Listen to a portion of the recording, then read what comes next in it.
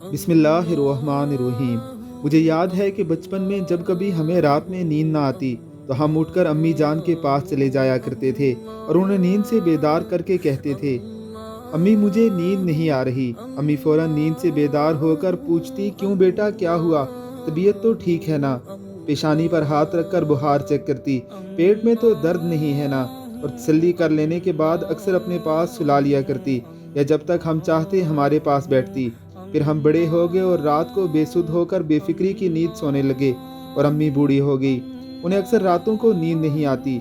अव्वल तो माँ अपने बच्चे के आराम में मखल नहीं होती, मगर कभी वो ये गलती कर ही दे तो अमूमन बच्चे माँ को एंटी डिप्रेशन या नींद की गोलियाँ खाकर सोने की तलकीन करते हैं, या अगर वो बीमार हों तो रूटीन की दवाएं वगैरह लेने की हिदायत करते हैं। दरअसल बचपन में और बुढ़ापे में काफ़ी मुमासलत है। दोनों उम्रों में किसी अनजानी बात पर दिल मुस्तरिब हो जाता है, मगर खुश नसीब बच्चों का यह इज़्तिराब उनकी माएँ अपने हाथों के लम्स से दूर कर देती हैं। अक्सर किसी बात पर रोते हुए बच्चे का सर जब माँ अपनी गोद में रख कर हाथों की उंगलियों से सहलाया करती है तो यकदम बच्चा सुकून पा जाता है। शायद हम समझ ही नहीं पाए कि हमेशा बेचैनी का इलाज गोलियां और दवाइयां नहीं होती।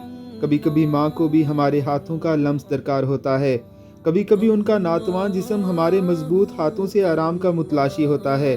सोचिए, हम में से कितने ऐसे बच्चे हैं जो रातों को उठकर अपने वालिदैन को देखते हैं कि आया वो पुरसुकून नींद सो रहे हैं, या बुढ़ापे की वीरान रातों में अपने बचपन को और अपनी माँ के हाथों के लम्स को याद कर रहे हैं।